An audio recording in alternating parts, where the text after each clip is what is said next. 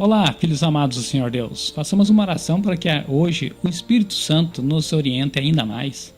Senhor meu Deus, perdoa-nos todas as nossas iniquidades. Realiza, Senhor, a Tua vontade em nosso coração. Que hoje e sempre o Espírito Santo nos ensine, ó Pai, o que for melhor para nós. Em nome e por amor do Senhor Jesus. Amém. Capítulo de hoje 5 do livro de Números. Hoje teremos coisas a respeito de leprosos e a respeito dos pecados do povo.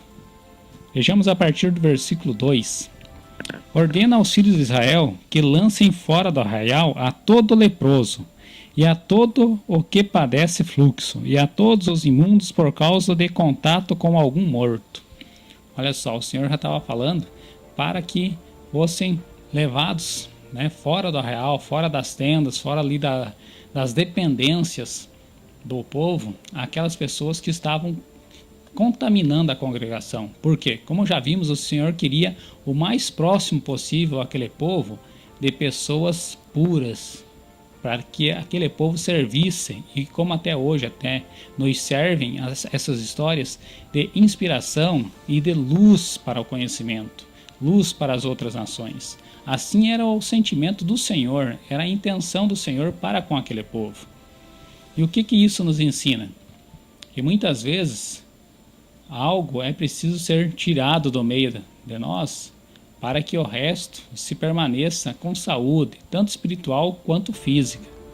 E o que acontecia com aquele povo? A única maneira deles, já como não havia remédios naquela época, era retirá-los do meio da congregação, retirá-los do meio das tendas dos irmãos, como já vimos até anteriormente em algumas passagens.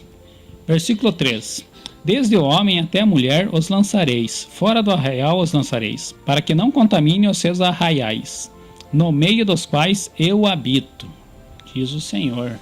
Eu habito. Olhem só, o Senhor habitava no meio daquele povo. Assim como mesmo o Senhor Jesus disse que aquele que, estando dois ou mais em seu nome, ele estará no meio de nós. Assim era o Senhor já desde aquele tempo com o povo.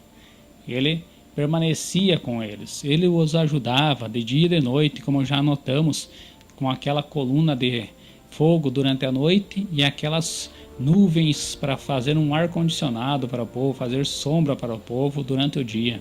Versículo 6. Dize aos filhos de Israel: quando homem ou mulher fizer algum de todos os pecados humanos, transgredindo contra o Senhor, tal alma culpada é, e confessará o pecado que fez, então restituirá pela sua culpa, segundo a soma total, ele acrescentará o seu quinto, e dará àquele contra quem se fez culpado. A partir do versículo 11, existem coisas a respeito, leis a respeito de mulher suspeita de adultério.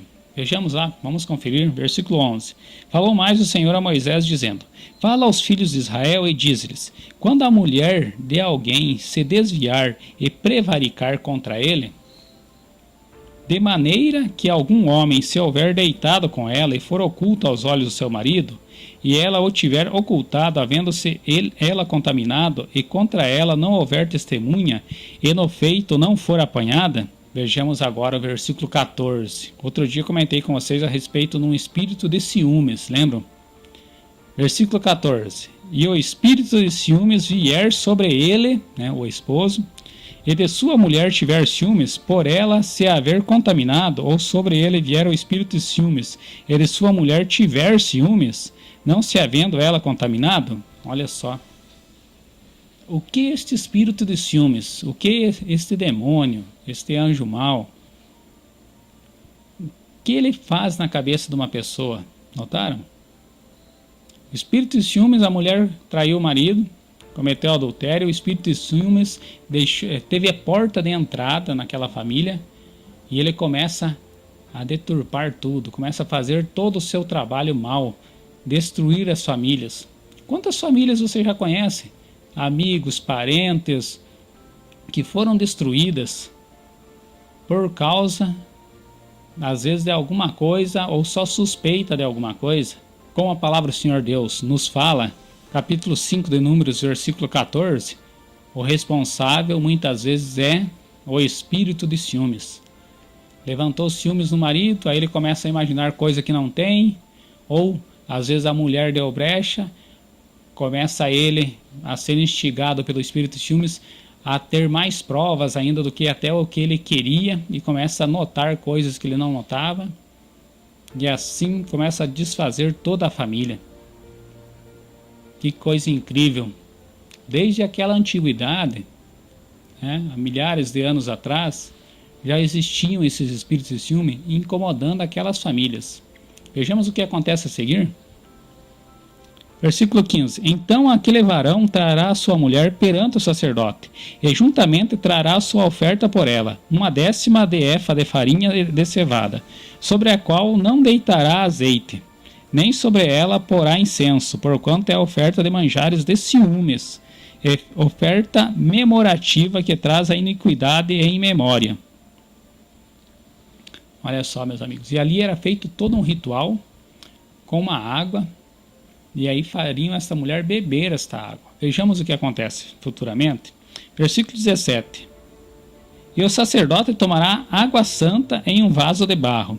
Também tomará o sacerdote do pó que houver no chão do tabernáculo e o deitará na água. Então o sacerdote apresentará a mulher perante o Senhor. E a oferta memorativa de manjares, que é a oferta de manjares dos ciúmes, porá sobre as suas mãos, e a água amarga, que traz consigo a maldição, estará na mão do sacerdote. Olha só, e esta água amarga fariam a mulher beber.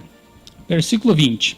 Mas se te apartastes do teu marido e te contaminaste, e algum homem fora de teu marido se deitou contigo, versículo 21. Então o sacerdote conjurará a mulher, com a conjuração da maldição do sacerdote, dirá a mulher: o Senhor te ponha por maldição e por conjuração no meio do teu povo, fazendo teu Senhor descair a coxa e inchar o ventre. Ou seja, a mulher não iria mais poder engravidar. Sério que era tudo aquilo que o Senhor gostaria que ficasse o povo o mais puro possível. Até isso acontecia. Versículo 22. E esta água amaldiçoante entre nas tuas entranhas, para te fazer inchar o teu ventre, e te fazer descair a coxa. Então a mulher dirá: amém, amém. Amém. Se até hoje nunca te explicaram na sua igreja, aqui também a nossa intenção é falar coisas que as igrejas não explicam, não falam, não comentam. Por isso vamos capítulo após capítulo. O que é o amém, amém? Amém é o sentido, é uma palavra de concordância. Por isso, como todo final de toda oração, você está concordando com aquela oração, você está recebendo ela como verdade, você diz amém. Versículo 23. Depois o sacerdote escreverá estas mesmas maldições num livro, e com água amarga as apagará. E a água amarga amaldiçoante dará a beber à mulher, e a água amaldiçoante entrará nela para amargurar. E o sacerdote tomará a oferta de manjares dos ciúmes da mão da mulher e moverá a oferta de manjares perante o Senhor, e a oferecerá sobre o altar. Versículo 26, olha só a finalização da história, de quão séria que era isso, para que nenhuma mulher nem pensasse em cometer adultério. Também o sacerdote tomará um punhado de oferta de manjares da oferta memorativa, e sobre o altar queimará, e depois dará a beber a água à mulher. Além de queimar, ia colocar na água e dava para a mulher tomar. Havendo-lhe dado a beber aquela água, será que, se ela tiver contaminado, e contra seu marido tiver prevaricado, a água amaldiçoante entrará nela para a amargura. E o seu ventre se inchará, e a sua coxa descairá. E aquela mulher será por maldição do meio do seu povo. Quão sério eram as coisas do Senhor para aquele povo. E hoje é diferente? Não é muito diferente. O Senhor nos quer o mais puro possível. O pecado nos corrompe, nos corrompeu, nos corrompe cada dia.